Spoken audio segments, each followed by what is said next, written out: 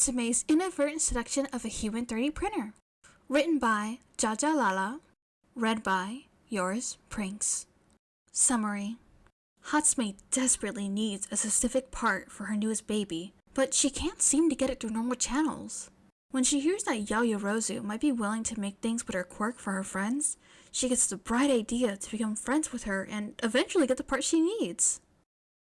Yaoyorozu does not interpret Hatsume's behavior as platonic. Yaoyorozu coughed, face getting redder. I've never received such a bold confession before. Relationship. Hatsume Mei / Yaoyorozu Momo. Tags. POV Hatsume Mei. Autistic Hatsume Mei. Schemes that have unintended consequences. A surprising amount of communication that somehow fails to prevent misunderstandings. Fluff and humor. Shenanigans. Accidental flirting. Falling in love. Getting together. Love confessions. Chapter 1. Momo Yaoyorozu is the solution.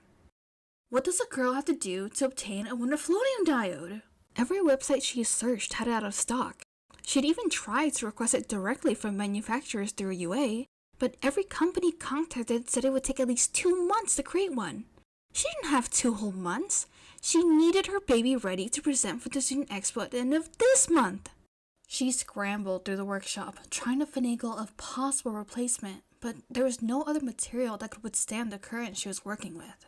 She would have spent the entire day searching for a solution, but Power Loader kicked her out of the workshop for lunch, with claims that eating with all the grease and whatnot was unsanitary or something. May sort of stopped listening after she realized the argument was one of the few Power Loader wasn't going to back down from today. So, she was in the cafeteria, scarfing down a quick bowl of rice, when she happened to overhear an intriguing conversation behind her. So she could make anything. Anything? If I had that quirk, I'd just be making money every day. May hopped out of her seat, practically pouncing on the table behind her. Who are you talking about? The 2 boys at the table startled. One of them with cat ears was one of her classmates, but her brain was too dead set on her Wonderflonium diode to waste resources trying to recall his name. The other one, a wide-shouldered kid with a nervous expression, was the one who had been speaking. The person who can make anything? May repeated. Her classmate told her. We were talking about Yaoyorozu, the girl from Class 1A. Her quirk lets her make anything. Interesting. May licked her lips. Does that mean she can make a Wonderflonium diode? Her classmate sighed, while the other dude shrugged.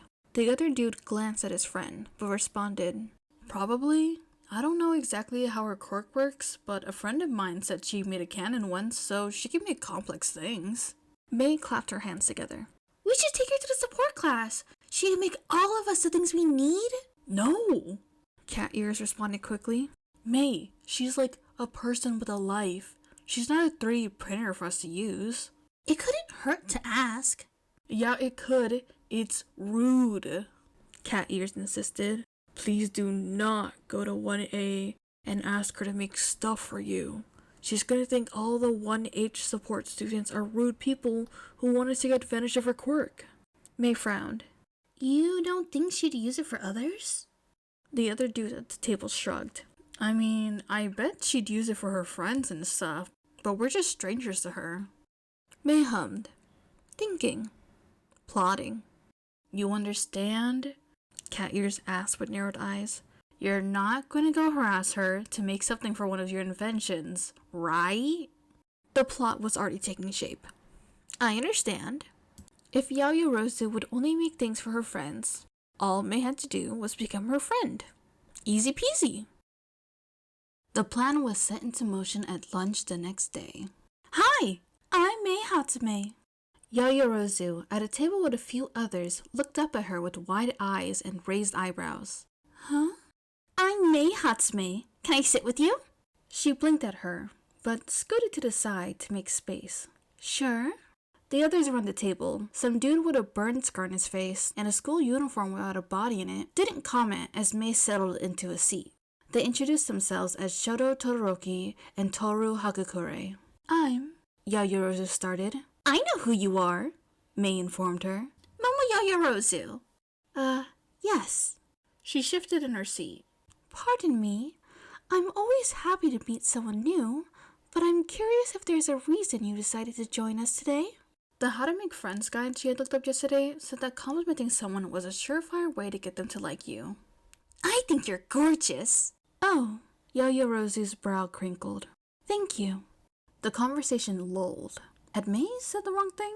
The guide said one should be as sincere as possible, so perhaps Yaoyorozu suspected she was not being sincere. You have fantastic symmetry, both facial and body. Your eyes shine like well-used oil. Your hairstyle is very dynamic.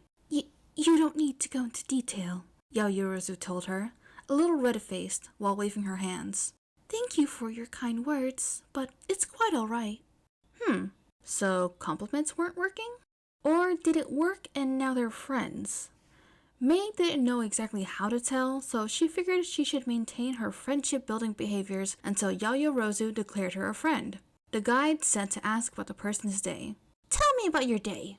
It's been okay. We had training this morning. Yaoyorozu glanced at the others at the table. Hagakure jumped in. Yes, it was great. Momo did a great job with the rescue portion. The three of them continued talking. It was a bit hard to concentrate on their small talk, but May at least tried to zone in whenever she heard Yaoyorozu's name. It was hard to focus though when May had a project waiting at the workshop. Normally, she would have rushed through a meal and gone right back to her project. Or, if she could sneak it past Power Loader, she'd snack on granola bars without ever leaving. But to fully bond with this girl, she decided she would spend the whole lunch period in the cafeteria. She hoped it was working, especially since her brain couldn't stop thinking about how much time she was losing on her project by spending the whole lunch here. Hatsume? Huh? She focused back on the conversation. We're talking about favorite foods. What's yours? Food was food, whatever fuels her. But if she had to choose... Chocolate. Momo hummed. I'm pretty fond of it too. My favorite though? Chocolate cake for sure. The conversation carried on. This time, May tried again to pay attention, and had little success. After the third day of sitting with Yaoyorozu and her friends, she had new ones some days, so it was hard to keep track. Cat Ears, or rather Kyo, she eventually remembered his name, confronted her in class. "Are you harassing that Class 1A girl?" he asked. May blinked at him. Her classmates didn't usually start conversations with her. Huh? "I saw you eating lunch with her. Are you trying to convince her to make parts for your inventions?" Yes! He groaned. Ugh. "Hatsume, you're probably annoying her. You should stop." May frowned. Did she tell you I'm annoying? Because she's been letting me sit with her every day, which doesn't seem like something someone would do if someone was being annoying. No, but most people would be annoyed by your behavior. She's probably just letting you sit with her because she's being nice, not because she actually likes you. He returned to his desk, leaving May to think. She didn't think about it often, but based on the track record of her life, she was usually wrong when it came to social interactions. The obvious solution to that issue so far in her life had been to just not bother with friends and such. So long as she had her babies, she didn't need other people. For the sake of her babies though, she needed to become friends with this girl. And she wasn't confident in her own ability to identify if Yaoyorozu was annoyed or not. So when she was leaving the school building and saw Yaoyorozu also making her way outside, flanked by a few classmates, she decided to strike. She squeezed her way between the tall dude with many arms and Yaoyorozu, grabbing her hand. "Can we talk?" Sure?" she responded, glancing at her friends. The friends shrugged and carried on. May pulled Yaoyorozu to the side of the walkway so they wouldn't be interrupted by people walking past. May didn't think she was annoying her, but Kyo suspected she was. She couldn't trust herself, but she also wasn't sure whether to trust Kyo or not. There was a masterful way to determine the truth. "Do I annoy you?" Yaoyorozu frowned as she processed the question. "What? No, of course not." "Are you just being nice?" "No." Yaoyorozu paused. "Maybe." "I would rather you be truthful than nice," May clarified. "Am I annoying you?" It was hard for May to tell what people really meant if they didn't say it. She could handle rejection and all sorts of negative things, but she couldn't parse what a person really wanted if they dressed it up in subtle, kind language. She'd rather have a blunt truth than a gentle lie. Yaoyorozu bit her lip. "You're not annoying exactly. More like confusing." Confusing? You suddenly started talking to me and joining me for lunch, but I'd never even met you before. Yaoyorozu shifted from one foot to the other. I do love getting to know people, and I appreciate your effort, but I'm confused by the suddenness and the amount of attention you're devoting to me. Mei smiled. Yaoyorozu was being honest. Mei could be honest too. Oh, it's simple. It is? I want your body. Yaoyorozu stared at her, mouth open. For some reason, her eyes darted up and down Mei's figure, and she took a step back. My body? For what? I want to experiment with it, Mei told her, dreaming of the many different specialized parts she could produce if Yaoyorozu's quirk was capable. Yaoyorozu coughed, face getting redder. I've never received such a bold confession before. Well, get used to it. Mei grabbed both of Yaoyorozu's hands, pulling them together as she looked into her eyes. I want you. Yaoyorozu made a squeaking noise and pulled her hands away. You said experiment? Yes, I want to see what your body is capable of. Yaoyorozu frowned. So you're not interested in something serious? No, I'm serious, Mei told her sternly. I want to make babies with you.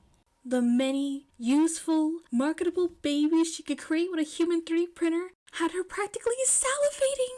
You want to... Yaoyorozu gasped, turning away so all Mei could see was her bright red ears. That is very serious. Mei walked around so she could see Yaoyorozu's face again. Yaoyorozu took a deep breath, eyes closed. This is a lot to take in. I know it's better to start by being friends, though, so that's what I'm trying to do. Yaoyorozu opened her eyes, but she seemed to be staring into the distance. Friends? Yes! She took another deep breath. Like I said, I don't really know you that well, yet. I can't respond to your feelings properly without getting to know you. Feelings? Not that you're not... Yaoyorozu looked her up and down again. I mean, you're lovely. I'm not trying to say you're not aesthetically or visually or... She coughed. But again, we've barely talked, so perhaps... Yes. Mei could identify a mind racing like her own, so she waited patiently for Yaoyorozu to mumble through her thought process. Yaoyorozu met Mei's eyes. You're okay with just being friends for now? I'd love to be friends. Yaoyorozu smiled, and Mei felt a little bit like she did when two pieces she designed fit perfectly together on the first try. Okay. Yaoyorozu had stopped shifting on her feet. Let's start with being friends. Perfect. It sounded like Yaoyorozu wanted to take things one step at a time, but Mei could wait. There were other things she could work on before the Wonder Flonium Diode, and so long as she got the materials before the student expo, she could spend some time convincing Yaoyorozu she was a friend worthy of using her quirk. She was also starting to enjoy the time with Yaoyorozu on its own merits. She even felt a little disappointed when Yaoyorozu left, waving as she went back to her dorm. Mei wasn't a big conversationalist, but her conversations with Yaoyorozu, she was honest. It felt kind of nice to talk things out for once, instead of just giving up on communication first thing.